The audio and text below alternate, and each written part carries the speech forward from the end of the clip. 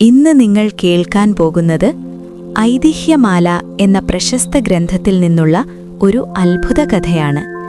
ഈ കൃതി രചിച്ചത് മഹാനായ സാഹിത്യകാരൻ കൊട്ടാരത്തിൻ ശങ്കുണ്ണിയാണ്.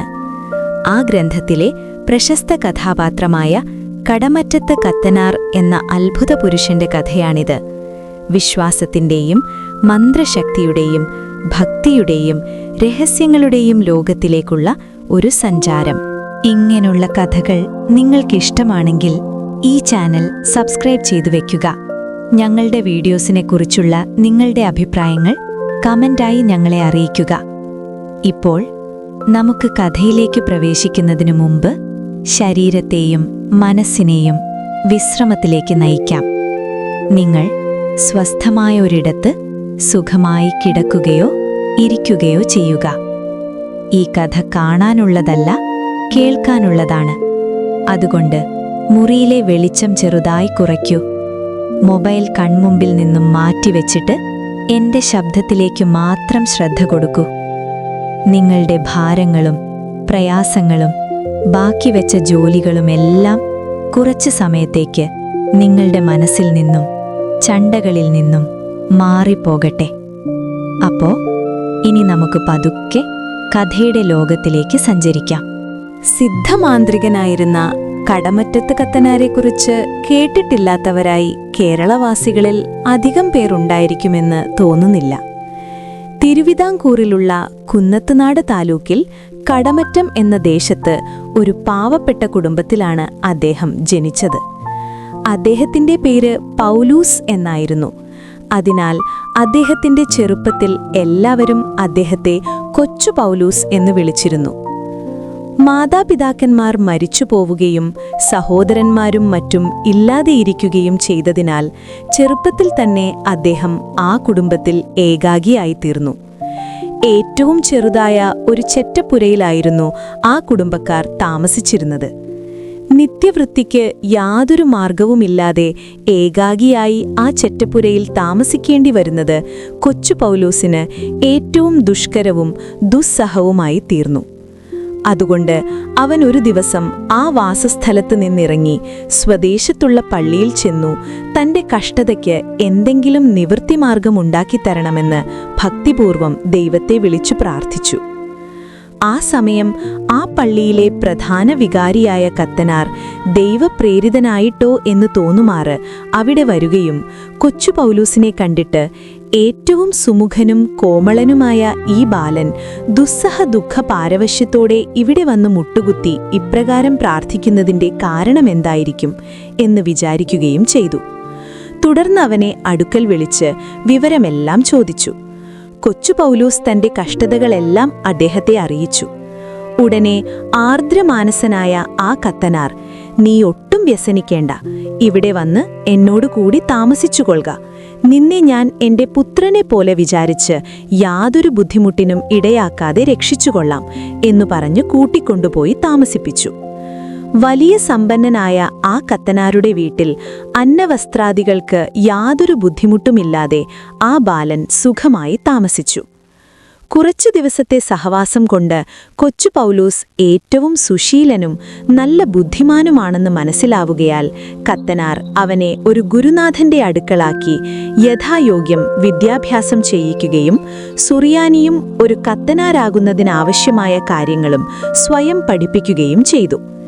ഇങ്ങനെ 5-6 കൊല്ലം കഴിഞ്ഞപ്പോഴേക്കും കൊച്ചു പൗലൂസ് മലയാളം, സുറിയാനി എന്നീ ഭാഷകളിലും ഒരു പട്ടക്കാരൻ ഗ്രഹിച്ചിരിക്കേണ്ട വിഷയങ്ങളിലും അതിനിപുണനായി തീർന്നു. അനന്തരം കൊച്ചു പൗലൂസിന് ഷെമ്മാസ് പട്ടം കൊടുത്തു. അന്നു മുതൽ ആ യുവാവിനെ എല്ലാവരും പൗഷ്യമ്മാശൻ എന്ന് വിളിച്ചു തുടങ്ങുകയും ചെയ്തു. അക്കാലത്ത് ആ കത്തനാർക്ക് അനവധി പശുക്കളും അവയെ മേയ്ക്കുന്നതിനായി ഒരു ഭൃത്യനും ഉണ്ടായിരുന്നു. ആ ഭൃത്യൻ രാവിലെ വല്ലതും ആഹാരം കഴിച്ച് ഉച്ചയ്ക്കുണ്ണാൻ പൊതിച്ചോറ് കെട്ടിയെടുത്ത് പശുക്കളെയെല്ലാം അഴിച്ചുവിട്ട് അടുക്കലുള്ള മലകളിലേക്ക് കൊണ്ടുപോയി തീറ്റി നേരം വൈകുമ്പോൾ പശുക്കളെയും കൊണ്ട് മടങ്ങി വരിക പതിവായിരുന്നു. ഒരു ദിവസം അവൻ പശുക്കളെയെല്ലാം തീറ്റി നേരം വൈകിയപ്പോൾ എല്ലാറ്റിനെയും തിരിച്ച് അടിച്ചുകൊണ്ടുപോകുന്ന സമയം മധ്യമാർഗത്തിൽ നിന്ന് ഒരു വ്യാഘ്രം ചാടിവന്ന് ഒരു പശുവിനെ അടിച്ചു വീഴ്ത്തി. അത് കണ്ട ഉടൻ പശുക്കൾ വിരണ്ട് നാലു പുറത്തേക്കും ഓടി. വ്യാഘ്രം അടിച്ചു വീഴ്ത്തിയ പശുവിനെ എടുത്തുകൊണ്ട് കാട്ടിലേക്ക് പായുകയും ചെയ്തു. ഇതെല്ലാം കണ്ട പരിതാപപരവശനായ പശുപാലക ഭൃത്യൻ ഉറക്കെ നിലവിളിച്ചുകൊണ്ട് ഓടിച്ചെന്ന് വിവരം കത്തനാരെ അറിയിച്ചു. പ്രാണാധിക സ്നേഹത്തോടെ രക്ഷിച്ചുകൊണ്ടിരുന്ന പശുക്കൾക്ക് ഇപ്രകാരം ആപത്ത് നേരിട്ടിരിക്കുന്നതായി കേട്ട് കത്തനാർ അത്യന്തം വിഷണ്ണനായി തീർന്നു. ഉടനെ അദ്ദേഹം ആയുധപാണികളായ ചില അനുചരന്മാരോടും പൗഷമാശനോടും കൂടി പശുക്കളെ അന്വേഷിച്ചു പുറപ്പെട്ടു. അവർ കാട്ടിൽ കയറിയ ശേഷം ഓരോരുത്തരും പല വഴികളിലായി പിരിഞ്ഞ് അന്വേഷണം നടത്തി. സ്വൽപ്പസമയം കഴിഞ്ഞപ്പോഴേക്കും നേരം ഇരുട്ടുകയും അന്ധകാരം കൊണ്ട് ഒന്നും കാണാൻ വയ്യാത്തതായി തീരുകയും ചെയ്തു. അതിനാൽ ഇന്നിനി അന്വേഷിച്ചതുകൊണ്ട് ഫലമൊന്നുമുണ്ടാവുകയില്ല എന്ന് പറഞ്ഞ് കത്തനാരും കൂട്ടരും മടങ്ങിപ്പോയി. കത്തനാർ വീട്ടിലെത്തിയപ്പോഴേക്കും വ്യാഘ്രം പിടിച്ച ഒരു പശു ഒഴികെ ശേഷമുള്ളവയെല്ലാം അവയുടെ ശാലകളിൽ വന്നെത്തിയിരുന്നു. ഒരു പശു പോയെങ്കിലും ശേഷമുള്ളവ ആപത്തൊന്നുമില്ലാതെ ഇവിടെ വന്നെത്തിയല്ലോ എന്ന് വിചാരിച്ച് കത്തനാർ ഒരുവിധം സമാധാനപ്പെട്ടു. അപ്പോഴാണ് പൗഷമാശന്റെ കാര്യം അദ്ദേഹം ഓർത്തത്. രാത്രി വളരെ അധികമായിട്ടും ഷമ്മാശൻ മടങ്ങി വരാതിരുന്നതിനാൽ കത്തനാർ ഏറ്റവും വ്യസനാക്രാന്തനായി തീർന്നു. പോയത് ഒരുമിച്ചായിരുന്നെങ്കിലും കാട്ടിൽ ചെന്നതിനു ശേഷം കത്തനാരാകട്ടെ വേറെ ഉണ്ടായിരുന്നവരാകട്ടെ ആരും ഷമ്മാശനെ കണ്ടിരുന്നില്ല. സമയം അതിക്രമിക്കുന്തോറും കത്തനാർക്ക് വ്യസനം വർദ്ധിച്ചുകൊണ്ടിരുന്നു. വാസ്തവത്തിൽ അദ്ദേഹത്തിന് ഷമ്മാശനെക്കുറിച്ച് പുത്രനിർവിശേഷമായ വാത്സല്യമുണ്ടായിരുന്നു. കത്തനാരും ഷമ്മാശനും ഒരുമിച്ചായിരുന്നു ഭക്ഷണം കഴിക്കുന്നത് പതിവ്. അതിനാൽ ഷമ്മാശൻ കൂടി വന്നിട്ട് അത്താഴമുണ്ണാമെന്ന് വിചാരിച്ച് കത്തനാർ അർദ്ധരാത്രി വരെ കാത്തിരുന്നു. എന്നിട്ടും ഷമ്മാശൻ വന്നില്ല. അതിനാൽ കത്തനാർ അഴമുണ്ട് എന്ന് വരുത്തി ഉറങ്ങാനായി പോയി കിടന്നു.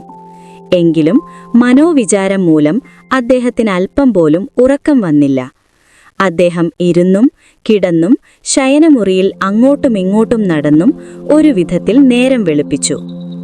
കത്തനാർ വെളുപ്പാൻ കാലത്തെ എഴുന്നേറ്റ് ദൈവത്തെ പ്രാർത്ഥിച്ചുകൊണ്ട് 10-15 കൂട്ടുകാരോടുകൂടെ കാട്ടിലേക്ക് പോയി. അവിടെ അടുത്തുള്ള കാടും മലയുമെല്ലാം തിരഞ്ഞു പരിശോധിച്ചിട്ടും യാതൊരു ഫലവും ഉണ്ടായില്ല. 4-5 ദിവസം കഴിഞ്ഞിട്ടും ഷമ്മാശൻ തിരിച്ചു വന്നില്ല. അതിനാൽ ഷമ്മാശനെയും കടുവ പിടിച്ചു തിന്നതാണെന്ന് തന്നെ എല്ലാവരും തീർച്ചപ്പെടുത്തി. എങ്കിലും കത്തനാർ അങ്ങനെ തീർച്ചയാക്കിയില്ല. അത്യന്തം സുശീലനും ദൈവഭക്തനുമായ ആ മനുഷ്യന് അങ്ങനെയുള്ള ദുർമരണത്തിന് ദൈവം ഇടവരുത്തുകയില്ലെന്നായിരുന്നു കത്തനാരുടെ വിചാരം. അതിനാൽ അദ്ദേഹം ഷമ്മാശന്റെ രക്ഷയ്ക്കായി സദാ ദൈവത്തോട് അപേക്ഷിച്ചുകൊണ്ടിരുന്നു. എല്ലാവരും വിചാരിച്ചതുപോലെ ഷമ്മാശന് ജീവഹാനി സംഭവിച്ചില്ല. എന്നാൽ സ്വൽപ്പം ചില കുഴപ്പങ്ങൾ പറ്റാതെ ഇരുന്നുമില്ല. അദ്ദേഹം കാട്ടിൽ കയറി വളരെ നേരം പശുക്കളെ അന്വേഷിച്ച് അലഞ്ഞു നടന്നു. പശുക്കളിൽ ഒന്നിനെ പോലും അവിടെ എങ്ങും കാണാതെയാകയാൽ ഒടുക്കം വലിയ മനസ്താപത്തോടുകൂടി വാസസ്ഥലത്തേക്ക് തന്നെ മടങ്ങി. ചില സ്ഥലങ്ങളിൽ ചിലപ്പോൾ നടന്നാൽ പിശാചുകൾ കണ്ണുകെട്ടി വഴിയറിയാൻ വയ്യാതെയാക്കുമെന്നു മറ്റും ചിലർ പറയുന്നുണ്ടല്ലോ. അങ്ങനെ വല്ലതും സംഭവിച്ചിട്ടോ എന്തോ. കുറേ നടക്കുമ്പോൾ ഷമ്മാശന് വഴി തെറ്റിയെങ്കിലും അദ്ദേഹം അത് തൽക്കാലം അറിഞ്ഞില്ല. വികാരിയുടെ വീട്ടിലേക്കെന്ന് വിചാരിച്ചുകൊണ്ടാണ് അദ്ദേഹം നടന്നത്. വളരെ നടന്നിട്ടും വിചാരിച്ച സ്ഥലത്തെത്താതെയാകയാൽ അദ്ദേഹത്തിന് ഭയം തോന്നിത്തുടങ്ങി. ഞാൻ നടന്നു തുടങ്ങിയത് ഏറെ നേരമായി, ഇതുവരെ വീട്ടിലെത്തിയില്ലല്ലോ. ഇതെന്താണ്? എനിക്ക് വഴി തെറ്റിപ്പോയിരിക്കുമോ? ഞാൻ നടന്നു തുടങ്ങിയ സ്ഥലത്ത് നിന്നും വീട്ടിലേക്ക് കൂടിയാൽ 2 നാഴികയാവട്ടെ, അതിലധികം വഴിയില്ല. ഞാൻ നടന്നു തുടങ്ങിയിട്ട് ഇപ്പോൾ ഏകദേശം 12 നാഴികയായിരിക്കണം. ഇതെന്തൊരു അത്ഭുതമാണിത്! ഇനി എങ്ങോട്ടാണ് പോകേണ്ടത്? ഇരുട്ടിന്റെ കാഠിന്യം കൊണ്ട് ഇങ്ങോട്ട് വന്ന വഴി തന്നെ കാണാൻ വയ്യാതെയായിരിക്കുന്നു. വല്ലവരോടും വഴി ചോദിക്കാമെന്ന് വെച്ചാൽ ഇവിടെ എങ്ങും ആരെയും കാണുന്നില്ലെന്നല്ല, മനുഷ്യരുടെ ശബ്ദം കേൾക്കുന്നത് പോലുമില്ല. ഇങ്ങനെ ഓരോന്നും വിചാരിച്ചുകൊണ്ട് സാധുശീലനായ ആ ഷമ്മാശൻ ഒരു സ്ഥലത്ത് നിന്നു. അതൊരു വലിയ ഗുഹയുടെ വാതിൽക്കലായിരുന്നു. ഷെമ്മാശൻ വിചാരമഗ്നനായി ഇങ്ങനെ നിന്നപ്പോൾ അതിഭയങ്കര മൂർത്തിയായ ഒരാൾ പിന്നിൽ കൂടി ചെന്ന് അദ്ദേഹത്തെ പിടിച്ചെടുത്ത് ആ ഗുഹയിലേക്കിറങ്ങി. ആ ഗുഹാന്തർഭാഗം ആദ്യം ഘോരാന്ധകാരവും വിജനവുമായിരുന്നു. സ്വൽപ്പം ദൂരം ചെന്നപ്പോൾ അവിടെ നിറയെ വിളക്കുകളും പകൽ പോലെ വെളിച്ചവും കണ്ടു തുടങ്ങി. ഷെമ്മാശനെ എടുത്തിരുന്നയാൾ അദ്ദേഹത്തെ അതിവിശാലമായ ഒരു സ്ഥലത്തു കൊണ്ടുചെന്ന് നിർത്തിയിട്ട് അവിടെ ആസനസ്ഥനായിരുന്ന ഗംഭീര പുരുഷന്റെ അടുക്കൽ ചെന്ന് സവിനയം എന്തോ സ്വകാര്യമായി പറഞ്ഞു. ആ ആസനസ്ഥന്റെ അടുക്കൽ പഞ്ചപുച്ഛമടക്കി വന്ദിച്ചുകൊണ്ട് ചിലർ നിൽക്കുന്നുമുണ്ടായിരുന്നു. അവരെല്ലാവരും നഗ്നന്മാരും ഒരുപോലെ ഭയങ്കരാകൃതിയുമായിരുന്നു. എങ്കിലും ഒരാളുടെ ഇരിപ്പും മറ്റുള്ളവരുടെ നിൽപ്പും കൊണ്ട് അവരുടെ സേവകഭാവം വ്യക്തമായി പ്രകടമായിരുന്നു. അവരെ ആകെപ്പാടെ കണ്ടപ്പോൾ മുമ്പേ ഭയങ്കരമൂർത്തിയാൽ ആക്രാന്തനാകയാൽ അർദ്ധഗതപ്രാണനായി തീർന്നിരുന്ന ഷെമ്മാശന്റെ പ്രാണൻ മുഴുവനും പോയി എന്ന് തന്നെ ആവാം പറയേണ്ടത്. അദ്ദേഹം ഒരു ജീവച്ഛ്വം പോലെ അവിടെ നിന്നുവെന്നേയുള്ളൂ. മനസ്സുകൊണ്ട് ദൈവത്തെ മുറുകെ പിടിച്ചിരുന്നതിനാലാകാം നിലത്ത് വീഴാതെ ഒരുവിധം നിന്നത്. അദ്ദേഹം കണ്ഠഗതപ്രാണനായി അങ്ങനെ നിൽക്കവേ ചില വികൃത ആകൃതികൾ അവിടെ വന്ന് ആ കൂട്ടത്തിൽ തലവനായിരുന്നിരുന്നയാളോട്, ഇപ്പോൾ കൊണ്ടുവരപ്പെട്ട ഈ മനുഷ്യനെ ഞങ്ങൾ മുറിപ്പങ്ക് വെച്ച് തിന്നുകൊള്ളട്ടെയോ എന്ന് ചോദിച്ചു. ഇത് കേട്ടപ്പോൾ ഷെമ്മാശന്റെ മനസ്ഥിതി ഏതു പ്രകാരമായിരുന്നുവെന്ന് നിങ്ങൾ തന്നെ ഊഹിക്കൂ. പറഞ്ഞറിയിക്കാൻ ഞാൻ ശക്തയല്ല. എങ്കിലും ആ പ്രധാന പുരുഷൻ മറ്റുള്ളവരോട് പറഞ്ഞു, നിങ്ങൾ സ്വൽപ്പം ക്ഷമിക്കുവിൻ. ഇവൻ നല്ലവനാണെന്ന് കണ്ടിട്ട് തോന്നുന്നു. ഞാൻ പരീക്ഷിച്ചു നോക്കട്ടെ. ഇവൻ നമ്മോടുകൂടി താമസിക്കാൻ യോഗ്യനല്ലെന്ന് കണ്ടാൽ നിങ്ങൾക്ക് വിട്ടു തന്നേക്കാം. ഇപ്പോൾ ഇവിടെ നിൽക്കേണ്ട, പൊയ്ക്കൊള്ളുവിൻ. ഞാൻ വിളിക്കുമ്പോൾ വന്നാൽ മതി. ഇത് കേട്ട് ആ വികൃത ആകൃതികൾ വിഷാദത്തോടുകൂടി പിന്മാറിപ്പോയി.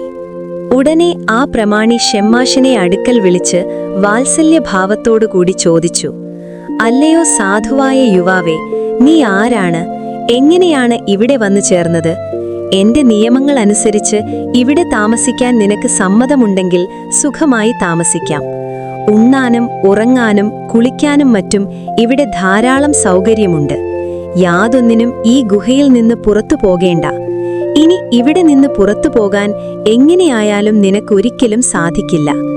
ഇവിടെ വന്നു ചേരുന്നവരെ വിട്ടയക്കുക പതിവില്ല. നമ്മുടെ ആജ്ഞ അനുസരിക്കുന്നവരെ സുഖമായി താമസിപ്പിക്കും. അല്ലാത്തവരെ ഇവിടെയുള്ള മനുഷ്യഭോജികൾ ഭക്ഷിക്കും. അങ്ങനെയാണിവിടുത്തെ പതിവ്. ഇത് കേട്ട് ഷെമ്മാശൻ മനസ്സിൽ വിചാരിച്ചു, ഈ ദുഷ്ടന്റെ വരുതി അനുസരിക്കാത്ത പക്ഷം ഉടനെ മരിക്കേണ്ടി വരും. ഇവന്റെ ഇഷ്ടാനുസരിച്ച് താമസിച്ചാൽ ദൈവകൃപ കൊണ്ട് ഒരു കാലത്ത് ഇവിടെ നിന്ന് രക്ഷപ്പെടാൻ തരം കിട്ടിയെന്ന് വരാം. അങ്ങനെ വിചാരിച്ച് അദ്ദേഹം പറഞ്ഞു, ഇവിടുത്തെ കൽപ്പന അനുസരിച്ച് താമസിക്കുന്നതിന് എനിക്ക് പൂർണ്ണ സമ്മതമാണ്. എന്നെ ആരും ഉപദ്രവിക്കാതിരിക്കാൻ അവിടുന്ന് രക്ഷിക്കണം. പിന്നെ താൻ ആരാണ്, ആ ഗുഹയിൽ ചെന്ന് ചേർന്നതെങ്ങനെ എന്നെല്ലാം വിവരിച്ചു പറഞ്ഞു. ഷെമ്മാശന്റെ ആകൃതിയും വാക്കും വിനയഭാവവും എല്ലാം ആ സംഘപ്രമാണിക്ക് വളരെ ബോധിച്ചു. സന്തോഷത്തോടെ അവൻ വീണ്ടും പറഞ്ഞു, നിന്നെ ആരും ഉപദ്രവിക്കാതെ ഞാൻ രക്ഷിക്കാം. നീ നല്ലവനാണെന്നും നമ്മുടെ കൂടെ താമസിക്കാൻ യോഗ്യനാണെന്നും നമുക്ക് ബോധ്യപ്പെട്ടു. അതിനാൽ നാം നിന്നെ നമ്മുടെ ശിഷ്യനായി സ്വീകരിച്ചിരിക്കുന്നു. നമുക്ക് മന്ത്രവാദവും ഇന്ദ്രജാലവും മുതലായ വിദ്യകൾ നന്നായി അറിയാം. അവയെല്ലാം നിന്നെയും പഠിപ്പിക്കാം. നാം ഒരു മലയരയനാണ്. മലയരയന്മാർക്ക് പാരമ്പര്യമായിരുന്ന മന്ത്രവാദമുണ്ട്. നാം അത് പ്രത്യേകിച്ചും കൂടുതലായി പഠിച്ചിട്ടുണ്ട്. ഇവിടെയുള്ളവരിൽ മിക്കവരും എന്റെ ജാതിക്കാരാണ്. നിന്നെപ്പോലെ ഇവിടെ വന്നു ചേർന്ന അന്യജാതിക്കാരും ചിലരുണ്ട്. എല്ലാവരും നമ്മുടെ ഭൃത്യന്മാർ തന്നെയാണ്. നമ്മുടെ സ്ഥിരവാസം ഈ ഗുഹയിലാണ്. എങ്കിലും നാം നാട്ടുംപുറങ്ങളിൽ സഞ്ചരിച്ച് പല അത്ഭുത കർമ്മങ്ങളും പ്രവർത്തിക്കുകയും പലരിൽ നിന്ന് സമ്മാനങ്ങൾ സ്വീകരിക്കുകയും ചെയ്തിട്ടുണ്ട്. എങ്കിലും നാം ആരാണെന്നും നമ്മുടെ വാസം എവിടെയാണെന്നും ആരെയും അറിയിച്ചിട്ടില്ല. അതുകൊണ്ട് തന്നെ ഇവിടെ വരുന്നവരെ വിട്ടയക്കാറില്ല. നമ്മുടെ ഭൃത്യന്മാരിൽ മനുഷ്യഭോജികളായും ചിലരുണ്ട്. നമ്മുടെ അനുവാദം കൂടാതെ ആരും ഒന്നും ചെയ്യുകയില്ല. നീ ഇവിടെ നമ്മുടെ ശിഷ്യനായി താമസിക്കാമെന്ന് തീർച്ചപ്പെടുത്തിയെങ്കിൽ നിന്റെ വസ്ത്രങ്ങളെല്ലാം അഴിച്ചു കളയുക. നഗ്നന്മാരായിട്ടല്ലാതെ ഇവിടെ ആരും താമസിക്കരുതെന്നാണ് നിയമം. നഗ്നനായി താമസിക്കുന്ന കാര്യം ഷെമ്മാശന് ഒട്ടും സമ്മതമല്ലായിരുന്നു. എങ്കിലും ഗത്യന്തരമില്ലാതിരുന്നതിനാൽ ആ ക്രൂരൻ പറഞ്ഞതെല്ലാം സമ്മതിച്ച് അവിടെ താമസിച്ചു. ഇന്ദ്രജാലം, മഹേന്ദ്രജാലം, മന്ത്രവാദം മുതലായവ പഠിച്ചു തുടങ്ങുകയും ചെയ്തു. വൃത്തിഹീനരും ക്രൂരരുമായ ഭയങ്കരാകൃതികളായ ആ ദുഷ്ടന്മാരുടെ സഹവാസം സുശീലനായ ഷെമ്മാശന് ഒട്ടും സന്തോഷകരമല്ലായിരുന്നു. എങ്കിലും ഉണ്ണാനും ഉറങ്ങാനും കുളിക്കാനും മറ്റും അദ്ദേഹത്തിന് അവിടെ യാതൊരു ബുദ്ധിമുട്ടുമുണ്ടായിരുന്നില്ല. ഇങ്ങനെ ഷെമ്മാശൻ ഒരു വ്യാഴവട്ടം തികച്ചും ആ ഗുഹയിൽ താമസിച്ചു. അത്രയും കാലം കൊണ്ട് ആ മലയറയൻ പഠിച്ചിരുന്ന വിദ്യകൾ മുഴുവനും ഷെമ്മാശനെ പഠിപ്പിക്കുകയും ബുദ്ധിമാനായ ഷെമ്മാശൻ അവയെല്ലാം അക്ഷരം പ്രതി ഹൃദിസ്ഥമാക്കുകയും ചെയ്തു. ഇത്രയും കഴിഞ്ഞപ്പോഴേക്കും ഷെമ്മാശന് ആ ഗുരുവിനെക്കുറിച്ച് വളരെ ഭക്തിയും അളവില്ലാത്ത ബഹുമാനവും ഉണ്ടായിത്തീർന്നു. അപ്രകാരം തന്നെ ആ ഗുരുവിനു ശിഷ്യനെക്കുറിച്ച് ഏറ്റവും സ്നേഹവും പുത്രനിർവിശേഷമായ വാത്സല്യവും ഉണ്ടായി. എങ്കിലും ഇനി ഇവിടെ നിന്ന് വല്ല പ്രകാരവും പുറത്തേക്ക് പോകണം എന്നുള്ള വിചാരം ഷെമ്മാശനും, ഇനി ഇവൻ നമ്മെ പറ്റിച്ച് ചാടിപ്പോയേക്കാം എന്നുള്ള വിചാരം ആ മലയറയനും ഉണ്ടാകാതെ ഇരുന്നില്ല. അതിനാൽ മലയറയൻ ഷെമ്മാശനെ സദാ സൂക്ഷിച്ചുകൊള്ളുന്നതിനായി കാവൽക്കാരെ പ്രത്യേകം ചട്ടം കെട്ടി. അവർ രാത്രിയും പകലും ഒരുപോലെ ഗുഹാദ്വാരത്തിൽ കാവലായി നിന്നു. അതുമാത്രമല്ല, രാത്രികാലങ്ങളിൽ അവർ ഓരോരുത്തരും മാറി മാറി ഉറക്കമിളച്ചിരുന്നു. കൂടെ കൂടെ ഷെമ്മാശനെ വിളിക്കണമെന്നും വിളിക്കുമ്പോഴെല്ലാം ഷെമ്മാശൻ മൂളണമെന്നും ഏർപ്പാട് വയ്ക്കുകയും ചെയ്തു. അതിനാൽ മനോരാജ്യം സാധിക്കാതെ ഷെമ്മാശൻ വളരെ കുഴങ്ങി വശമായി. എന്തെല്ലാം ഏർപ്പാടുകൾ ഉണ്ടായിരുന്നാലും കാവൽക്കാരെയെല്ലാം മയക്കി പുറത്തേക്ക് ചാടുന്നതിനുള്ള വിദ്യ ഷെമ്മാശന് അറിയാമായിരുന്നു. എങ്കിലും തന്റെ ഗുരുനാഥനെ വഞ്ചിക്കുന്നതിന് അദ്ദേഹത്തിന് മനസ്സു വന്നില്ല. അതിനാലാണ് അദ്ദേഹം കുഴഞ്ഞത്. ഏതുവിധവും പോകണമെന്നുള്ള വിചാരം മൂത്തുവരികയും അതിന് നിവൃത്തിയില്ലാതെയാകുകയും ചെയ്തതുകൊണ്ട് ഷെമ്മാശൻ ഏറ്റവും വിഷണ്ണനായി. വിഷാദം നിമിത്തം അദ്ദേഹത്തിന് ഉണ്ണാനും ഉറങ്ങാനും ആസ്വാദനം കുറയുകയും സദാ ഒരു മൗനം അദ്ദേഹത്തെ ബാധിച്ചുകൊണ്ടിരിക്കുകയും ചെയ്തു. അദ്ദേഹത്തെ പതിവ് പോലെയല്ലാതെ വിഷണ്ണനായി കാണുകയാൽ അദ്ദേഹത്തിന്റെ ഗുരുവായ മലയറയൻ അദ്ദേഹത്തെ അടുക്കൽ വിളിച്ചു ചോദിച്ചു, നിനക്കെന്താണ് ഈയിടെ വലിയ വിഷാദമുള്ളതുപോലെ ഇരിക്കുന്നത്? സത്യം പറയണം, നിനക്കിവിടെ നിന്ന് പോകണമെന്നുണ്ടോ? ഷെമ്മാശൻ അതിനുത്തരം കൊടുത്തു, എനിക്കങ്ങനെ ആഗ്രഹമുണ്ടെങ്കിലും അവിടുന്ന് അതിന് അനുവദിക്കുകയില്ലല്ലോ. അവിടുന്ന് അനുവദിക്കാതെ ഇരിക്കുന്നിടത്തോളം കാലം അത് സാധ്യവുമല്ല. അവിടുത്തെ ഒത്തുവിട്ടു പിരിയുന്ന കാര്യത്തിലും എനിക്ക് വളരെ സങ്കടമുണ്ട്. എങ്കിലും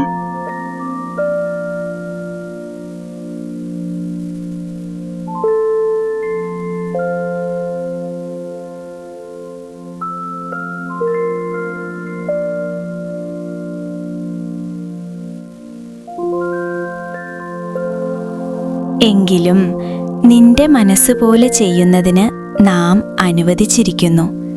നാം ഒന്നും അറിഞ്ഞില്ലെന്ന ഭാവത്തിലിരുന്നേക്കാം. നിന്റെ കാവൽക്കാരറിയാതെ പോകാൻ നിനക്ക് സാമർഥ്യമുണ്ടെങ്കിൽ അങ്ങനെ ചെയ്തു കൊള്ളുക. നിനക്ക് നിന്റെ ആദ്യ രക്ഷിതാവിനെ കാണണമെന്ന ആഗ്രഹമുണ്ടായിരിക്കുന്ന സ്ഥിതിക്ക് നീ നമ്മെയും കാലാന്തരത്തിൽ മറന്നുകളയുകയില്ലെന്ന് നാം വിശ്വസിക്കുന്നു എന്ന് മലയറയൻ മറുപടി കൊടുത്തു. എൻ്റെ ജീവനുള്ള കാലത്ത് ഞാൻ അവിടത്തെ വിസ്മരിക്കുകയോ അവിടത്തെക്കുറിച്ച് എനിക്കുള്ള ഭക്തി, ബഹുമാനം, ആദരം എന്നിവയ്ക്ക് കുറവ് വരികയോ ചെയ്യുകയില്ല എന്ന് ഷെമ്മാശൻ ഉറപ്പുകൊടുത്തു. അപ്പോൾ നീ ഇവിടെ നിന്ന് പുറത്തുപോയാൽ എന്നെക്കുറിച്ചും ഈ സ്ഥലത്തെക്കുറിച്ചും ആരോടും യാതൊന്നും പറയുകയില്ലെന്ന് സത്യം ചെയ്യണം എന്ന് മലയറയൻ പറഞ്ഞു. ഇതു കേട്ട ഉടനെ ഷെമ്മാശൻ സന്തോഷത്തോടെ സത്യം ചെയ്യുകയും ആ ഗുരുവിനെ വന്ദിച്ച് അനുഗ്രഹം വാങ്ങുകയും ചെയ്തു. അന്നു രാത്രിയിൽ തന്നെ ചില വിദ്യകൾ പ്രയോഗിച്ച് കാവൽക്കാരെയും മറ്റും ബോധം കെടുത്തി കിടത്തുകയും യഥേഷ്ടം ഗുഹയിൽ നിന്ന് പുറത്തിറങ്ങിപ്പോവുകയും ചെയ്തു. അദ്ദേഹം അവിടെ എത്തിയ ദിവസം അഴിച്ചു സൂക്ഷിച്ചു വെച്ചിരുന്ന ഉടുപ്പുകളും തൊപ്പിയുമെല്ലാം എടുത്തുകൊണ്ടാണ് ഗുഹയിൽ നിന്ന് പുറത്തിറങ്ങിയത്. പുറത്തിറങ്ങിയ ഉടനെ അവയെല്ലാം ധരിച്ച് ഷെമ്മാശന്റെ വേഷത്തിൽ തന്നെയായിരുന്നു അദ്ദേഹത്തിന്റെ യാത്ര. അന്ന് നിലാവുള്ള കാലമായിരുന്നതിനാൽ കുറെ നടന്നപ്പോൾ ആ പെരുങ്കാട്ടിനിടയിൽ ചില ചെറുവഴികൾ അദ്ദേഹം കണ്ടു. എങ്കിലും അവ എങ്ങോട്ടെല്ലാം ഉള്ളവയാണെന്ന് തിരിച്ചറിയാൻ മാർഗമൊന്നുമില്ലായിരുന്നു.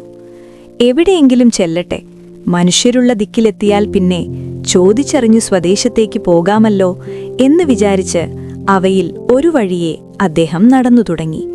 അദ്ദേഹം ഗുഹയിലെ കാവൽക്കാരെയും മറ്റും ബോധം കെടുത്തിയിരുന്നത് 3.25 നാഴിക നേരത്തേക്ക് മാത്രമായിരുന്നതിനാൽ അവർ ബോധം വീണ്ടെടുത്തപ്പോൾ തന്നെ കാണാതായത് മനസ്സിലാക്കി പിന്നാലെ ഓടിയെത്തുമോ എന്നുള്ള ഭയം അദ്ദേഹത്തിനുണ്ടായിരുന്നു.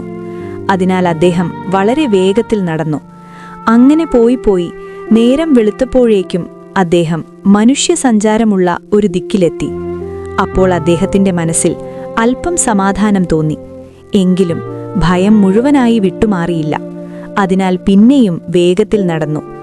5-6 നാഴിക കഴിഞ്ഞപ്പോഴേക്കും അദ്ദേഹത്തിന് വിശപ്പും ദാഹവും ക്ഷീണവും കലശലായി. നടക്കാൻ വയ്യാതെയായി. അതിനാൽ വഴിയരികിൽ കണ്ട ഒരു ചെറിയ വീട്ടിൽ കയറി. അവിടെ ഒരു വൃദ്ധ മാത്രമേ ഉണ്ടായിരുന്നുള്ളൂ. ഷെമ്മാശൻ വിശപ്പും ദാഹവും വളരെ കൂടിയിരിക്കുന്നതായി പറഞ്ഞ് കുറച്ചു കഞ്ഞി തരാമോ എന്ന് വിനയത്തോടെ ചോദിച്ചു. അതിന് വൃദ്ധ ദുഃഖത്തോടെ മറുപടി പറഞ്ഞു. അരിയില്ലാത്തതിനാൽ ഇന്നലെ തന്നെ വീട്ടിൽ കഞ്ഞി വെച്ചിട്ടില്ലെന്നും ഇപ്പോൾ എങ്ങനെയാണ് കഞ്ഞി തരാൻ കഴിയുക എന്നും വല്ലിടത്തും പോയി അരി വാങ്ങി വന്നാലേ കഞ്ഞി വെക്കാൻ കഴിയൂ എന്നും അതുവരെ ഇവിടെ ഇരിക്കാമെങ്കിൽ ഉള്ളതിൽ പങ്കുവെക്കാമെന്നും അവൾ പറഞ്ഞു. അപ്പോൾ ഷെമ്മാശൻ ഇവിടെ ഒരരിയെങ്കിലും കിട്ടുമോ എന്ന് ചോദിച്ചു. വൃദ്ധ പറഞ്ഞു, അരിവട്ടി തട്ടിക്കുടഞ്ഞാൽ ഒരു പൊടിയരി കിട്ടിയേക്കാമെന്നും അതുകൊണ്ട് എന്തു ചെയ്യാനാണെന്നും. അതിന് ഷെമ്മാശൻ ഒരരിയെങ്കിലും കൊണ്ടുവരണം എന്നു പറഞ്ഞു. അതുകൊണ്ട് എന്തെങ്കിലും ഉപായം കാണാമെന്ന് സൂചിപ്പിച്ചു. വൃദ്ധയ്ക്ക് ഇത് വിചിത്രമായി തോന്നിയെങ്കിലും അവൾ അരിവട്ടി തട്ടിക്കുടഞ്ഞു നോക്കി. ഭാഗ്യവശാൽ ഒരു പൊടിയരി കിട്ടി. അത് ഷെമ്മാശന്റെ കയ്യിൽ കൊടുത്തു. ഉടനെ ഷെമ്മാശൻ വെള്ളം കോരി അടുപ്പത്ത് വെച്ച് തിളപ്പിക്കണമെന്ന് ആവശ്യപ്പെട്ടു. വൃദ്ധയ്ക്ക് ഇത് വെറും കളിയാണെന്ന് തോന്നിയെങ്കിലും ഇയാൾ എന്തു ചെയ്യുന്നു എന്ന് കാണാം എന്ന് വിചാരിച്ച് ഒരു പാത്രത്തിൽ വെള്ളം വെച്ച് തീ കത്തിച്ചു തിളപ്പിച്ചു. വെള്ളം തിളച്ചപ്പോൾ ഷെമ്മാശൻ ആ പൊടിയരി അതിലിട്ടു. കുറച്ചുനേരം കഴിഞ്ഞപ്പോൾ പാത്രം നിറഞ്ഞ് കഞ്ഞിയുണ്ടായി. അത് കണ്ട് വൃദ്ധ അത്യന്തം വിസ്മയിച്ചു. ഉടനെ അവൾക്ക് അതിനൊപ്പം ഒരു പുഴുക്കും തയ്യാറാക്കണമെന്നു തോന്നി. ഷെമ്മാശൻ കഞ്ഞി വിളമ്പിക്കൊടുത്തു. രണ്ടുപേരും വയറ് നിറച്ചു കഞ്ഞി കുടിച്ചിട്ടും പിന്നെയും പാത്രത്തിൽ അരയോളം കഞ്ഞി ശേഷിച്ചു. മലയരയന്റെ അടുക്കൽ നിന്ന് വിദ്യകൾ അഭ്യസിച്ച ശേഷം ഷെമ്മാശൻ ആദ്യം പ്രയോഗിച്ച വിദ്യ കാവൽക്കാരെ ബോധം കെടുത്തിയതായിരുന്നു. രണ്ടാമത്തെ വിദ്യ ഇതായിരുന്നു. കഞ്ഞി കുടിച്ചതിനു ശേഷം ഷെമ്മാശൻ ഇവിടെ നിന്ന് കടമറ്റത്ത് പള്ളിയിലേക്ക് എത്ര ദൂരമുണ്ടെന്ന് ചോദിച്ചു. വൃദ്ധ ഏകദേശം 4 നാഴിക ദൂരമുണ്ടാകുമെന്ന് പറഞ്ഞു. അത് കേട്ട് ഇനി അത്ര പരിഭ്രമിക്കേണ്ടതില്ലെന്ന് ഷെമ്മാശൻ വിചാരിച്ചു. അദ്ദേഹം അവിടെ തന്നെ കിടന്ന് അല്പമുറങ്ങി. ഉണർന്ന ശേഷം പതുക്കെ അവിടെ നിന്ന് പുറപ്പെട്ടു. വഴിയിലൂടെ കണ്ടവരോടൊക്കെ വഴി ചോദിച്ചുകൊണ്ട് സന്ധ്യയ്ക്ക് മുമ്പായി പഴയ വാസസ്ഥലത്തെത്തി. കത്തനാരെ കണ്ട് വന്ദിച്ചു. ഷെമ്മാശനെ കണ്ടപ്പോൾ കത്തനാർ ആളറിഞ്ഞില്ല. അപ്പോൾ ഷെമ്മാശൻ തന്നെയാണ് ഇവിടുത്തെ ദാസനും ശിഷ്യനുമായ പൗലോസ് എന്ന് വിനയത്തോടെ അറിയിച്ചു. അത് കേട്ട് കത്തനാർ അതീവ ആവേശത്തോടെ പറഞ്ഞു, താൻ അവനെ മരിച്ചുപോയെന്നാണ് വിചാരിച്ചിരുന്നതെന്നും. ഉടനെ ഷെമ്മാശനെ മുറുകെ ചേർത്തുപിടിച്ച് ആനന്ദാശ്രു പൊഴിച്ചു. ഷെമ്മാശനും സന്തോഷപാരവശ്യത്തോടെ കരഞ്ഞുപോയി. കുറച്ചുനേരം സന്തോഷാധിക്യത്താൽ ഇരുവരുടെയും കണ്ഠം മുട്ടി. സംസാരിക്കാൻ വാക്കുകൾ വന്നില്ല.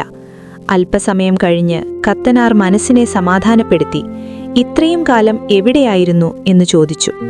അപ്പോൾ ഷെമ്മാശൻ അന്ന ദിവസം പശുക്കളെ അന്വേഷിച്ച് കാട്ടിൽ അലഞ്ഞു നടന്നപ്പോൾ വഴി തെറ്റിപ്പോയെന്നും ഒടുവിൽ പരിചയമില്ലാത്ത ഒരു സ്ഥലത്തെത്തിപ്പെട്ടതായും അവിടെ ചില ദുഷ്ടന്മാർ പിടിച്ചു കാരാഗൃഹത്തിൽ അടച്ചുവെച്ചതായും ഇപ്പോഴാണ് അവിടെ നിന്ന് രക്ഷപ്പെടാൻ അവസരം ലഭിച്ചതെന്നും ഉടനെ തിരികെ വന്നതായും അറിയിച്ചു.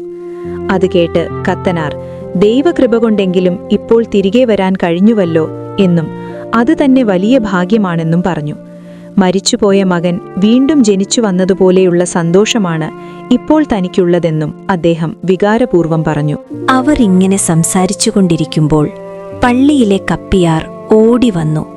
വിയർത്തു കിടുകിടാ വിറച്ചുകൊണ്ടായിരുന്നു അദ്ദേഹത്തിന്റെ വരവ്. പള്ളിയിൽ പിശാചുകൾ നിറഞ്ഞിരിക്കുകയാണെന്നും ഓരോന്നിന്റെയും രൂപം അത്യന്തം ഭയങ്കരമാണെന്നും അവരെ കണ്ടാൽ പേടിച്ചു മരിച്ചു പോകുമെന്നുമാണ് അദ്ദേഹം പരിഭ്രമത്തോടെ അറിയിച്ചു.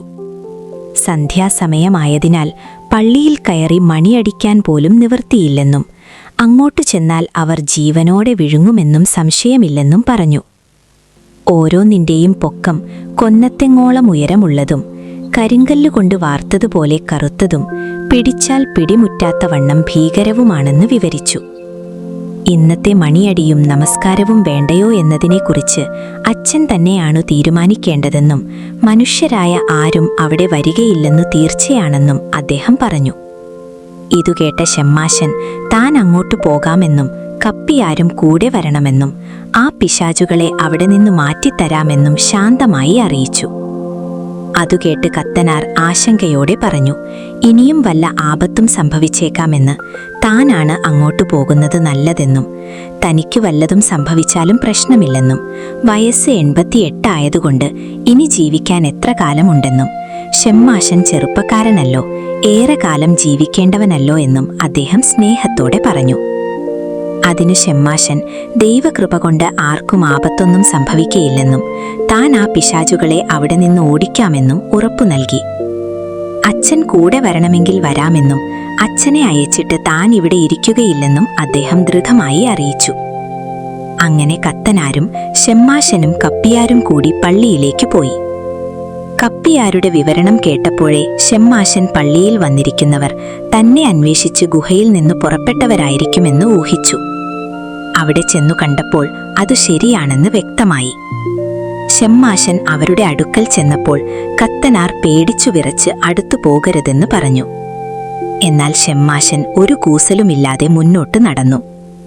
അവരോടദ്ദേഹം ദൈവാലയമാണിത്, കളിക്കാനും പാർക്കാനുമുള്ള സ്ഥലമല്ലെന്നും ജീവനോടെ തിരികെ പോകണമെന്നുണ്ടെങ്കിൽ ഉടൻ വന്ന വഴിയെ മടങ്ങിപ്പോകണമെന്നും അല്ലെങ്കിൽ അവരുടെ കഥ താൻ കഴിപ്പിക്കുമെന്നുമാണ് ദൃഢസ്വരത്തിൽ അറിയിച്ചത്. അതുകേട്ട ആ ഭീകരരൂപികൾ ഷെമ്മാശനെ കൊണ്ടുപോകാനായിട്ടാണ് വന്നതെന്നും അവനെ കൂടെ കൊണ്ടല്ലാതെ പോകുകയില്ലെന്നും പറഞ്ഞു മുന്നോട്ടടുക്കി. അപ്പോൾ ഷെമ്മാശൻ ഒരു വിദ്യ പ്രയോഗിച്ചു. ഉടൻ തന്നെ ആ ദുഷ്ടന്മാർ ബോധം കെട്ട് വെട്ടിയിട്ട മരങ്ങൾ പോലെ നിലം പതിച്ചു. ഇതുകണ്ടു കത്തനാരും കപ്പിയാരും അത്ഭുതപരവശരായി. ഉടനെ കപ്പിയാർ മണിയടിച്ചു. പതിവിലധികം ആളുകൾ പള്ളിയിൽ കൂടിയെത്തി.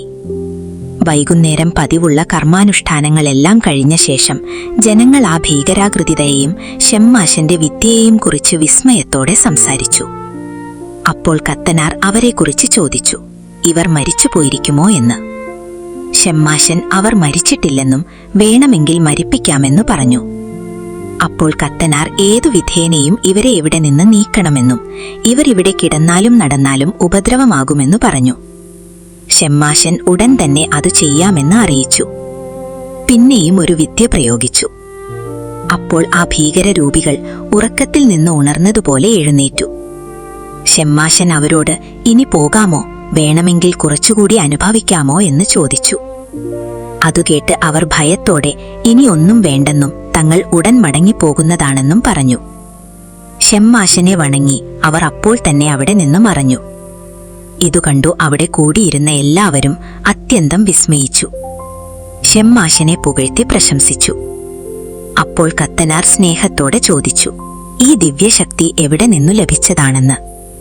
അതിനുത്തരമായി ഷെമ്മാശൻ വിനയത്തോടെ പറഞ്ഞു, ഇതൊന്നും തന്റെ ശക്തിയല്ല, എല്ലാം ദൈവത്തിന്റെ ശക്തിയാണെന്നും ദൈവം സർവശക്തനാണെന്നും. അനന്തരം അധികം താമസിയാതെ മേൽപ്പട്ടക്കാരെല്ലാവരും ചേർന്ന് ഷെമ്മാശന് കത്തനാർ പട്ടം നൽകി. അന്നുമുതൽ ജനങ്ങൾ അദ്ദേഹത്തെ കടമറ്റത്ത് കത്തനാറെന്നും കടമറ്റത്തച്ഛനെന്നും തങ്ങളുടെ സ്ഥിതിക്കനുസരിച്ച് വിളിച്ചു തുടങ്ങി.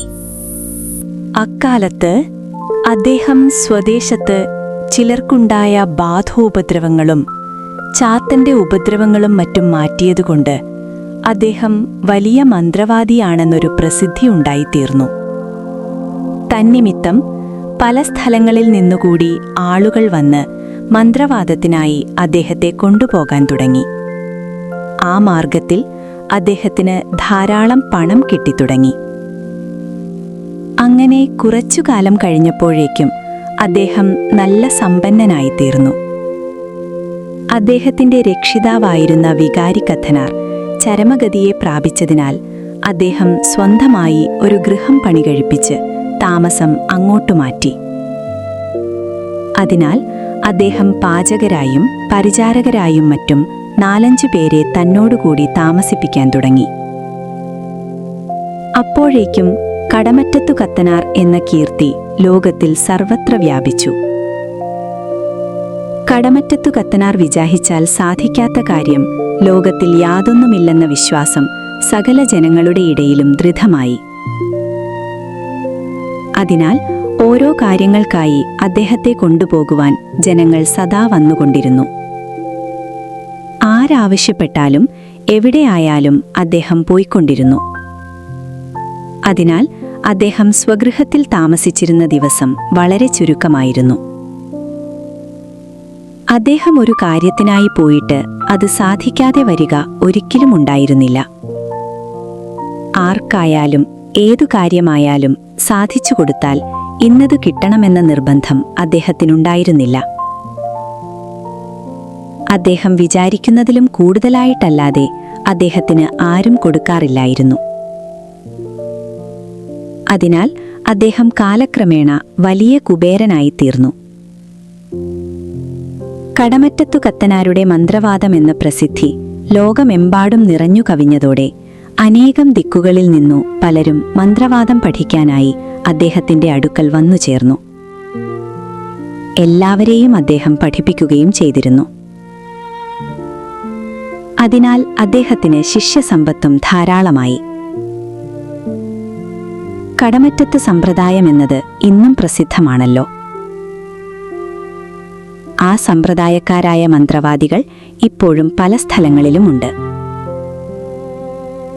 ഇപ്രകാരമാണ് കടമറ്റത്തു കത്തനാരുടെ ജീവിതകഥയുടെ സംക്ഷേപം. മരിക്കുന്നതുവരെ താൻ മന്ത്രവാദം മുതലായവ ആരോടാണ് പഠിച്ചതെന്നും മറ്റുമുള്ള വിവരം അദ്ദേഹം ആരോടും പറഞ്ഞില്ല. ഗുരുവിന്റെ അടുക്കൽ വെച്ച് ചെയ്ത സത്യം അദ്ദേഹം ശരിയായി തന്നെ നിർവഹിച്ചു. എങ്കിലും അദ്ദേഹം സ്വന്തം ജീവചരിത്രം ഒരു താളിയോല ഗ്രന്ഥത്തിൽ എഴുതി സൂക്ഷിച്ചിരുന്നു. അദ്ദേഹത്തിന്റെ കാലശേഷം ആ ഗ്രന്ഥത്തിന്റെ അടിസ്ഥാനത്തിലാണ് അദ്ദേഹത്തിന്റെ ജീവചരിത്രം പ്രസിദ്ധമായത്. കടമറ്റത്തു കത്തനാരുടെ കുടുംബം അദ്ദേഹത്തോടുകൂടി തന്നെ അവസാനിച്ചു. അദ്ദേഹം താമസിച്ചിരുന്ന ഗൃഹം പോലും ഇപ്പോൾ അവിടെ കാണാനില്ല. എങ്കിലും ചില മന്ത്രതികളും മറ്റും ഇപ്പോഴും ആ സ്ഥലത്ത് ചെന്ന് അദ്ദേഹത്തെ ധ്യാനിച്ചു വണങ്ങി ചില കാര്യസിദ്ധിക്കായി പ്രാർത്ഥിക്കുകയും ചില വഴിപാടുകൾ നടത്തുകയും ചെയ്യുന്നു. അത്ഭുത കർമ്മങ്ങൾ പ്രവർത്തിക്കുന്ന മഹാന്മാരെക്കുറിച്ചുള്ള ഭക്തി ജനങ്ങളുടെ ഹൃദയത്തിൽ നിന്ന് എളുപ്പത്തിൽ വിട്ടുപോകുകയില്ല. പുളിയാമ്പള്ളി നമ്പൂരിക്കും മറ്റും ഇപ്പോഴും ചിലർ വെള്ളം കൂടി നടത്തിവരുന്നുണ്ടല്ലോ. ഇനി കത്തനാരുടെ അത്ഭുത കർമ്മങ്ങളിൽ ചിലതുകൂടി പറയാം.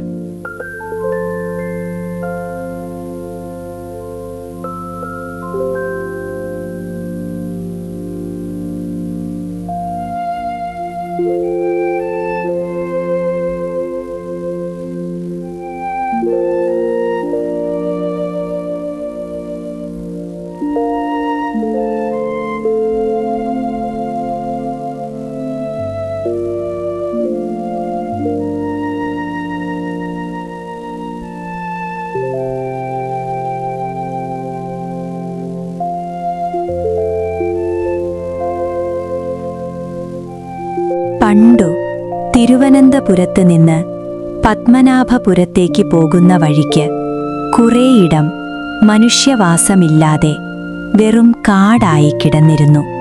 എങ്കിലും തിരുവനന്തപുരത്ത് നിന്ന് കിഴക്കോട്ടു പോകാനും കിഴക്കുള്ളവർക്ക് തിരുവനന്തപുരത്തേക്കും മറ്റും വരാനും വേറെ വഴിയില്ലാതിരുന്നതിനാൽ ജനങ്ങൾ അക്കാലത്ത് സാധാരണയായി സഞ്ചരിച്ചിരുന്നത് ആ കാട്ടുവഴിയെ തന്നെയായിരുന്നു.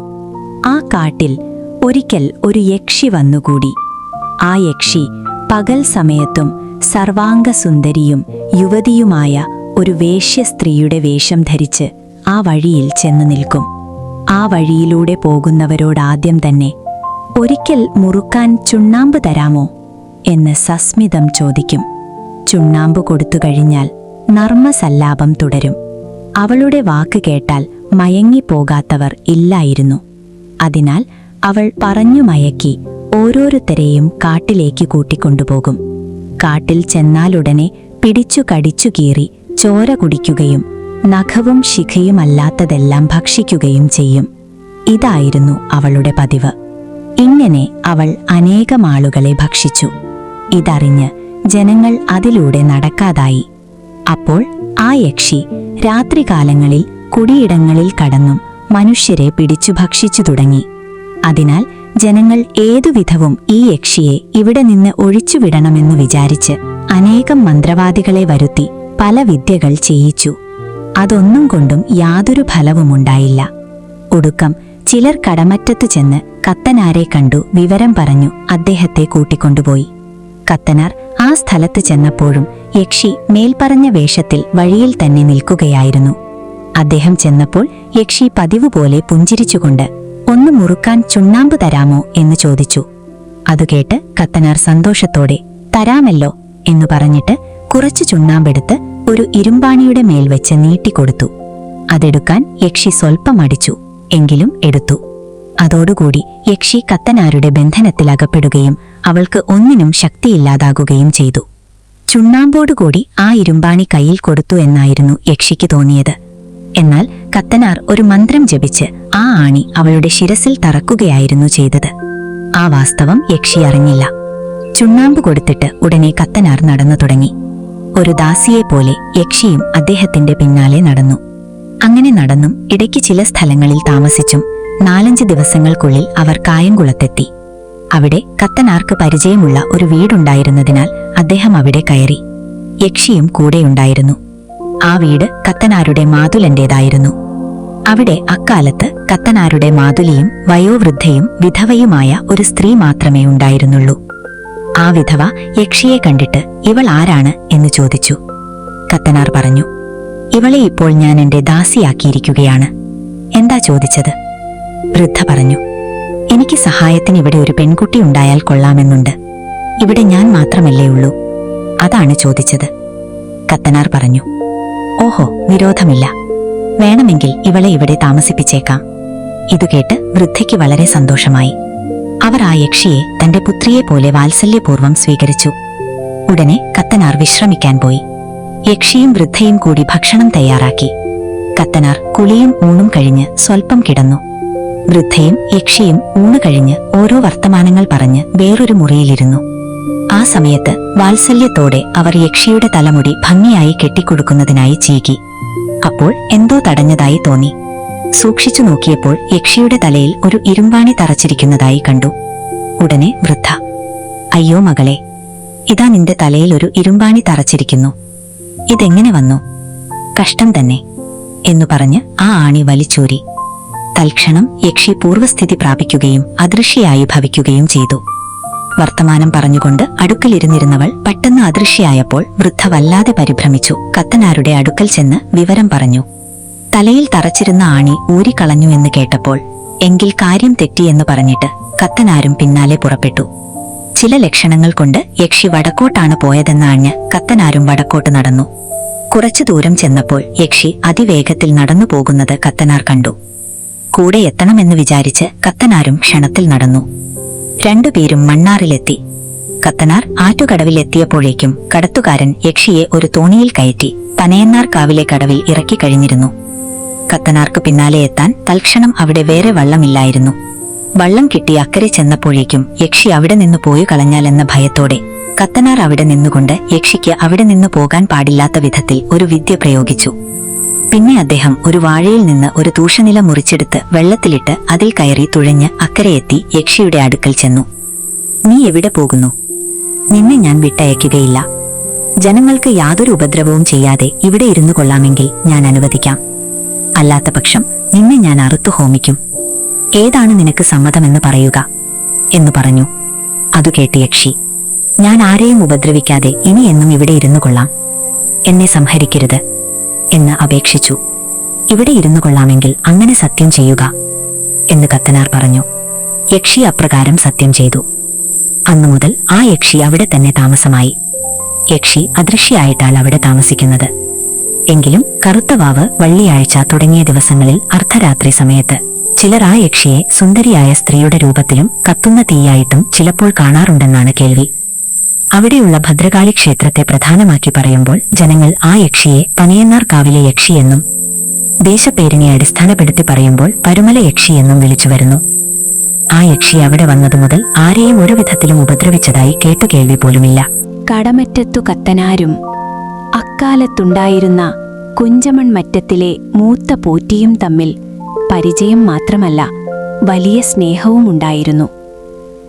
കുഞ്ചമൺ പോറ്റിമാർ പണ്ടേ തന്നെ വലിയ മന്ത്രവാദികളും ചാത്തന്മാരെ സേവിച്ച് വശംവദന്മാരാക്കിയിട്ടുള്ളവരുമാണെന്ന് പ്രസിദ്ധമാണല്ലോ. കത്തനാരും വലിയ മന്ത്രവാദിയായി സഞ്ചരിക്കുമ്പോൾ വഴിയിൽ വച്ചും മറ്റും കത്തനാരും പോറ്റിയും തമ്മിൽ കാണുകയും അപ്പോഴെല്ലാം പോറ്റി കത്തനാരെ മഠത്തിലേക്ക് ചെല്ലാൻ ക്ഷണിക്കുകയും പതിവായിരുന്നു. ഇങ്ങനെ കുറച്ചുകാലം കഴിഞ്ഞപ്പോൾ ഒരിക്കൽ കുഞ്ചമൺ മഠത്തിലേക്ക് പോകണമെന്നു കത്തനാർ നിശ്ചയിച്ചു. അവർ തമ്മിൽ വലിയ സ്നേഹമായിരുന്നുവെങ്കിലും സ്വൽപ്പം ഉൾത്തിടുക്കമുണ്ടായിരുന്നു. താൻ ചാത്തന്മാരെ തന്റെ ഭൃത്യന്മാരെ പോലെ ആക്കിയിട്ടുണ്ടല്ലോ എന്നും ഇന്ദ്രജാല വിദ്യ കത്തനാർക്ക് സാധിച്ചിട്ടില്ലല്ലോ എന്നുമായിരുന്നു പോറ്റിയുടെ വിചാരം. മഹേന്ദ്രജാലം മുതലായ വിദ്യകളിൽ പോറ്റിക്ക് തന്നോളം നൈപുണ്യമില്ലല്ലോ എന്നൊരു വിചാരം കത്തനാർക്കുമുണ്ടായിരുന്നു. അതിനാൽ കത്തനാർ ഒരു കൗശലം പ്രയോഗിച്ചു. കുഞ്ചമൺ പോറ്റി എവിടെയെങ്കിലും വള്ളത്തിലോ ബോട്ടിലോ കയറിപ്പോകുമ്പോൾ ഊന്നാനും തണ്ടുവലിക്കാനും മറ്റും അന്യന്മാർക്ക് അദൃശ്യന്മാരായ പാത്തന്മാരാണ് പതിവ്. അതുപോലെ താനും പോകണമെന്ന് നിശ്ചയിച്ച് കത്തനാർ ഒരു വള്ളത്തിൽ കയറി ഊന്നുകാർ ആരുമില്ലാതെ പുറപ്പെട്ടു കുഞ്ചമൺ പോറ്റിയുടെ കടവിലെത്തി. ആരും ഊന്നുകയോ തഴയുകയോ ചെയ്യാതെ ഒരു വള്ളം വന്നെടുക്കുന്നത് കണ്ടു പോറ്റി കടവിലേക്ക് ചെന്നു. അപ്പോൾ കത്തനാർ വള്ളത്തിൽ നിന്ന് കരയിറങ്ങി. ഇതെന്താണ്, വള്ളക്കാരാരുമില്ലാതെ പുറപ്പെട്ടത് എന്ന് ചോദിച്ചു. അതിനുത്തരമായി കത്തനാർ പറഞ്ഞു, തൽക്കാലം വള്ളക്കാരെ അന്വേഷിച്ചിട്ടു കിട്ടിയില്ല, ഇങ്ങോട്ടുള്ള യാത്ര നിശ്ചയിക്കുകയും ചെയ്തു. അതിനാൽ എന്നെ ഇവിടെ കൊണ്ടിറക്കണമെന്ന് തോണിയോട് തന്നെ പറഞ്ഞിട്ട് ഞാൻ അതിൽ കയറി. തോണി അന്യസഹായം കൂടാതെ ഇവിടെ വന്നടുക്കുകയും ചെയ്തു. ഇതു കേട്ടപ്പോൾ തോണി തനിയെ നടന്നത് കത്തനാരുടെ ഇന്ദ്രജാല വിദ്യ കൊണ്ടാണെന്നും ഇത് തന്നെ ആക്ഷേപിക്കാനായി പ്രയോഗിച്ചതാണെന്നും പോറ്റിക്കു മനസ്സിലായി. എങ്കിലും പിന്നെ ഒന്നും പറഞ്ഞില്ല. ഉടനെ പോറ്റി കത്തനാർക്ക് കുളിക്കാനും ഉണ്ണാനും വേണ്ടതെല്ലാം ഒരുക്കിക്കൊടുത്തു. ഭക്ഷണാനന്തരം സ്വൈരസല്ലാപം ചെയ്തുകൊണ്ട് രണ്ടുപേരും കൂടി നേരം 4-5 നാഴിക പകലാവുന്നതുവരെ അവിടെയിരുന്നു. അതിനുശേഷം കത്തനാർ പറഞ്ഞു, നേരം വൈകി തുടങ്ങിയല്ലോ, എനിക്കിന്ന് തന്നെ പോകേണ്ടിയിരിക്കുന്നു. അതിനനുവാദം തരണം. അപ്പോൾ പോറ്റി പറഞ്ഞു, ഞാൻ പല പ്രാവശ്യം അപേക്ഷിച്ചിട്ടാണ് കത്തനാർ ഇവിടെ വന്നത്. ഒരു 4 ദിവസമെങ്കിലും താമസിക്കാതെ ഇന്ന് തന്നെ പോകുന്നത് വലിയ സങ്കടമാണ്. എനിക്ക് കത്തനാരോട് ചോദിച്ച് ചില കാര്യങ്ങൾ അറിയാനുണ്ട്. അതിനാൽ നിവൃത്തിയുണ്ടെങ്കിൽ 2 ദിവസമെങ്കിലും ഇവിടെ താമസിച്ചിട്ട് പോയാൽ കൊള്ളാം. അതിന് സൗകര്യമില്ലെങ്കിൽ ഞാനൊന്നും പറയുന്നില്ല. ഇഷ്ടം പോലെ ചെയ്യുക, അല്ലാതെ നിവൃത്തിയില്ലല്ലോ. എങ്കിലും കത്തനാർ പറഞ്ഞു, ഇന്നു പോകാതിരിക്കാനാവില്ല. ചങ്ങനാശ്ശേരിയിലെ ഒരു സ്ഥലത്ത് ഇന്നു എത്തിക്കൊള്ളാമെന്ന് ഞാൻ തീർച്ചയായി പറഞ്ഞിട്ടുണ്ട്. അങ്ങോട്ടാണിപ്പോൾ പോകുന്നത്. താമസിയാതെ ഞാൻ വീണ്ടും ഇവിടെ വരാം.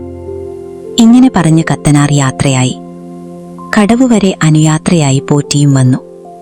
അപ്പോൾ കത്തനാരുടെ വള്ളം അവിടെ ഇല്ലായിരുന്നു. ഓ, നമ്മുടെ വള്ളം ഇവിടെ കാണുന്നില്ലല്ലോ എന്നു പറഞ്ഞ കത്തനാർ 4 പുറത്തേക്കും മേലോട്ടും നോക്കി. അപ്പോൾ വള്ളം കടവിനടുത്ത് നിന്നിരുന്ന ഒരു വലിയ മാവിന്റെ മുകളിലിരിക്കുന്നത് കണ്ടു. ഇത് പോറ്റി തന്നെ അവമാനിക്കാനായി തന്റെ ചാത്തന്മാരെ കൊണ്ട് ചെയ്യിച്ച വിദ്യയാണ് എന്ന് മനസ്സിൽ വിചാരിച്ചുകൊണ്ട് കത്തനാർ പറഞ്ഞു, ഇതാ എന്റെ തോണി ഈ മാവിന്റെ മുകളിലിരിക്കുന്നു. ഇവിടത്തെ കടവിലാണ് ഞാൻ തോണിയിട്ടിരുന്നത്. അതിനാൽ അത് താഴെ ഇറക്കിച്ചു തരാനുള്ള ചുമതല ഇവിടത്തേക്കാണ്. പോറ്റി പറഞ്ഞു, മാവിന്റെ മുകളിലുള്ള വള്ളം താഴെ ഇറക്കിച്ചു തരാൻ ഞാൻ വിചാരിച്ചാൽ സാധിക്കുകയില്ല. അത് കത്തനാർ തന്നെ എങ്ങനെയെങ്കിലും ഇറക്കിച്ചു കൊണ്ടുപോകുക. കത്തനാർ പറഞ്ഞു, ഉപായമൊന്നും പറയണ്ട, സംഗതിയൊക്കെ എനിക്കറിയാം. തോണി താഴെ ഇറക്കിച്ചു തരാത്ത പക്ഷം അന്തർജനങ്ങൾ വസ്ത്രമുടുക്കാതെ പുറത്തേക്ക് വന്ന് മാവിന്മേൽ കയറി തോണിയെടുത്ത് താഴെ കൊണ്ടുവരാനുള്ള വിദ്യ ഞാൻ പ്രയോഗിക്കും. അതുകൂടാതെ കഴിക്കുകയല്ലേ നല്ലത്? പോറ്റി ചോദിച്ചു. കത്തനാർ വിചാരിച്ചാൽ അത് സാധിക്കുമോ? കത്തനാർ പറഞ്ഞു, പരീക്ഷിച്ചു നോക്കാം. കത്തനാരും പോറ്റിയും തമ്മിൽ ഇത്രയും സംഭാഷണം കഴിഞ്ഞപ്പോഴേക്കും അവിടെ ഉണ്ടായിരുന്ന അന്തർജനങ്ങൾ വിവസ്ത്രങ്ങളായി പുറത്തേക്ക് വരാൻ തുടങ്ങി. അതു കണ്ടു പോറ്റി പറഞ്ഞു, അയ്യോ എന്റെ കത്തനാരെ, എന്നെ അവമാനിക്കരുതേ, ഞാനിപ്പോൾ വള്ളം ഇറക്കിച്ചു തരാം. ഇങ്ങനെ പറഞ്ഞ് ചാത്തന്മാരെ കൊണ്ട് വള്ളം ഇറക്കിച്ചു അത് കിടന്നിരുന്ന സ്ഥലത്തേക്ക് എത്തിച്ചു കൊടുത്തു. ഉടനെ അന്തർജനങ്ങളെല്ലാം അകത്തേക്ക് പോയി. അപ്പോൾ തന്നെ കത്തനാരും പോറ്റിയും ഇനി ഒരിക്കലും തമ്മിൽ മത്സരം കാണിക്കില്ലെന്നും യോജിപ്പോടും സ്നേഹത്തോടും കൂടിയിരിക്കുന്നും പരസ്പരം കൈപിടിച്ച് സത്യം ചെയ്തു. രണ്ടുപേരും ആജീവനാന്തം അങ്ങനെ തന്നെയായിരുന്നു. ഒരിക്കൽ യെരുശലേമിൽ നിന്നോ മറ്റോ ഒരു ബാവ മലയാള രാജ്യം സന്ദർശിക്കുന്നതിനായി വന്നിരുന്നു.